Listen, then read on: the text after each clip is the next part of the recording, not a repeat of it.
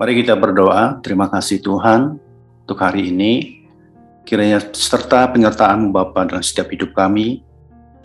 Kami yakini Bapa bahwa tuntunan-Mu membuat kami adalah orang-orang yang akan lebih baik selama kami tetap bersama Engkau Tuhan.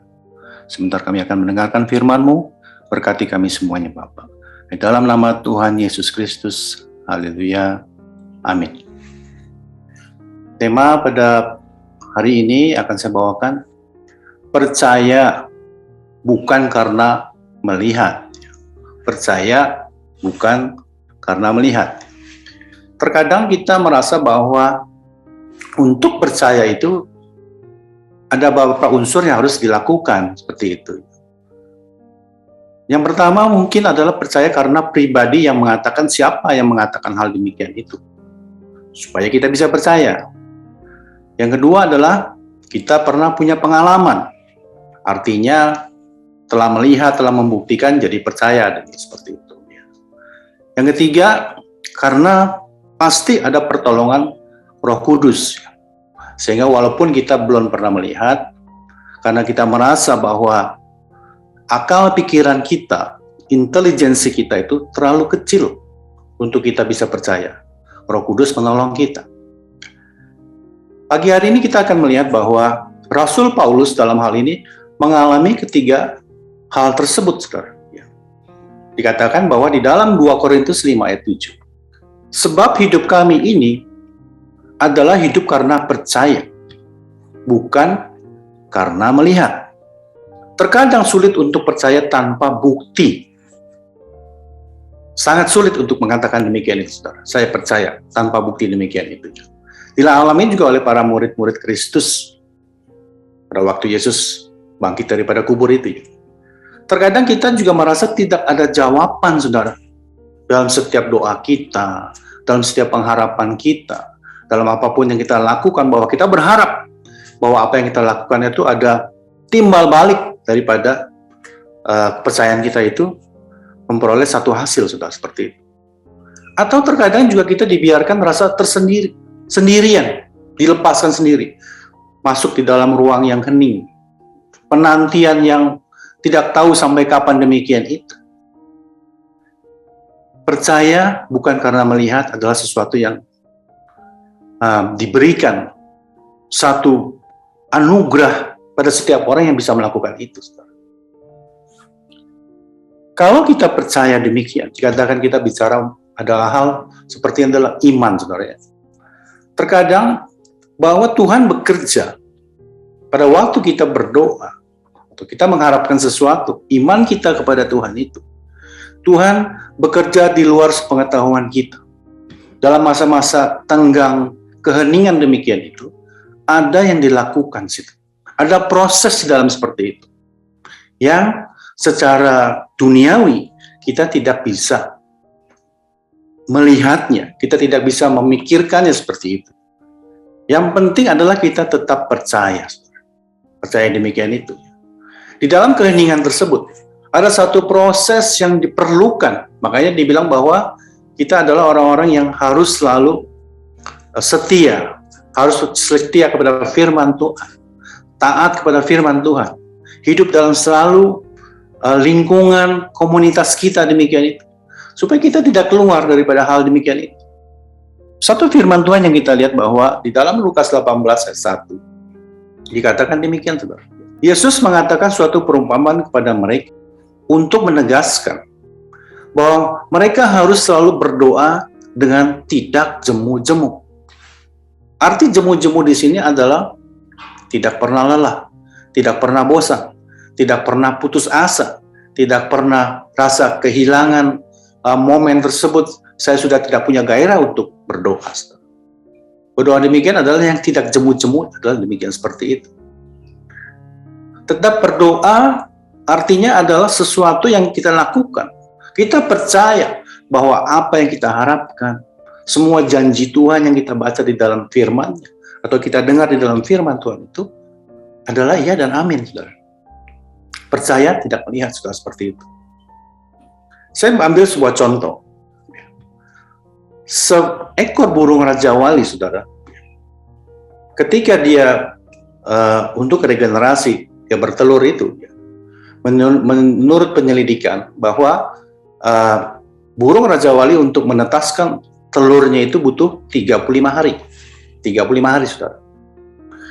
Burung Raja Wali ini tidak tahu apakah telur yang diaraminya itu masih hidup atau tidak itu. Yang dia lakukan adalah dia tetap setia untuk mengerami telurnya itu. Apakah dia mencoba untuk melihat isi daripada isi telur itu? Apakah embrio di dalam telur itu hidup? Kalau dia coba melakukan itu, saudara, dia membolongkan telurnya itu, dia ingin lebih cepat daripada yang diharapkan. Gak usah 35 hari lah, saya mau lihat bagaimana pertumbuhan janin ini. Telur itu akan mati. Maksudnya embrio itu akan mati, saudara, seperti itu. Saya percaya pertolongan Tuhan tidak terlalu cepat, tapi tepat pada waktunya seperti itu. Telur burung Raja Wali itu, yang tahu adalah burung itu selalu setia mengerami telurnya itu selama 35 hari itu. Dia tidak bisa melihat di dalam telur itu ada pertumbuhan atau tidak. Karena kulit telur itu yang cukup keras. Tidak bisa dia bisa merasakan ada satu goyangan di dalam telur itu, saudara. Tapi memang burung Raja Wali itu mempunyai satu naluri bahwa selama dia mengerami itu 35 hari itu, akan nanti menetaslah anaknya, anak burung Raja Wali demikian. Burung Raja Wali sudah mempunyai satu DNA yang demikian, saudara. Bagaimana dengan kita? Kita setelah menerima Kristus sebagai juru selamat kita menerima darah dan tubuh Kristus pada waktu kita berjamuan. Secara tidak langsung kita juga memiliki DNA demikian, saudara. Rasa percaya itu tanpa melihat itu, saudara, karena ada dasarnya daripada Yesus itu. Makanya orang dikatakan bahwa dalam firman Tuhan dikatakan, setiap orang yang mempunyai roh Allah di dalamnya itu, tidak mungkin dia berkata bahwa Yesus bukan Tuhan. Dia tidak mungkin mengatakan itu. Karena ada roh Allah di dalam hidupnya seperti itu. Kita mempunyai naluri seperti Kristus demikian itu. Diberikan Roh Kudus dalam hidup kita ini. Bahwa kita percaya bahwa Yesus itu adalah Tuhan. Apakah kita pernah melihat Yesus? Apakah kita pernah hidup di dalam zaman Yesus? Apakah kita pernah melihat kebangkitan Yesus? Apakah kita bisa melihat atau pernah melihat Yesus menyembuhkan orang buta? Atau mentahirkan orang kusta, menghidupkan orang mati? Mungkin belum, saudara, ya. Tapi karena kita percaya bahwa seperti burung Raja Wali, dia tahu bahwa di dalam telurnya itu ada embrio yang hidup itu. Yang dia lakukan adalah kesetiaan itu, untuk mengerami, untuk memberikan kehangatan, untuk memberikan kepanasan kepada telur itu, saudara. Sesuatu yang sangat luar biasa, bahwa setiap orang yang percaya kepada Tuhan itu memperoleh hal demikian, saudara. Saudara yang dikasihi Tuhan, bahwa kita harus memastikan bahwa iman kita tuh harus lebih tinggi daripada pikiran kita. Segala intelijensi kita, iman kita harus menaik, lebih bertambah lagi demikian itu. Untuk supaya iman itu lebih tinggi daripada semuanya ini. Karena tidak mungkin dengan pikiran kita seperti itu, kita bisa percaya tanpa melihat. Iman kita, mata iman kita itu yang bisa memberikan kita semuanya itu, saudara. Percaya karena bukan melihat, saudara, seperti itu. Puji Tuhan. Pada hari ini, biarlah renungan firman Tuhan ini membuat kita adalah orang-orang yang percaya karena kita bukan orang-orang yang percaya bukan karena melihat, saudara. Tapi merupakan satu iman, satu DNA daripada Kristus yang ada pada kita itu, yang memberikan kita semua bisa percaya karena bukan melihat. Mari kita tundukkan kepala. Bapa kami yang dalam surga, yang kami kenal dalam nama Tuhan Yesus. Kami berdoa untuk agar setiap kami mempunyai hati yang taat kepada firman-Mu. Firman-Mu adalah untuk kebaikan kami. Karena firman itu mengandung janji. Walaupun terkadang kami tidak mengerti, Bapa. Pimpinlah kami untuk tetap mampu melakukannya. Mari kita dekapkan kedua tangan kita di dada.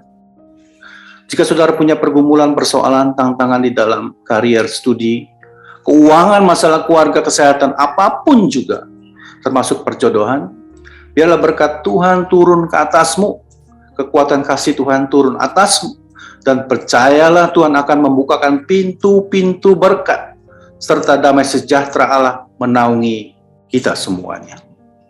Saudara yang dikasih, jika ada yang sakit, tumpangkanlah tanganmu di bagian sakit, supaya jadi sembuh di dalam nama Tuhan Yesus Kristus. Amin. Jika saudara masih membutuhkan pelayanan doa dan konseling, silakan menghubungi nomor di bawah ini. Tuhan Yesus memberkati.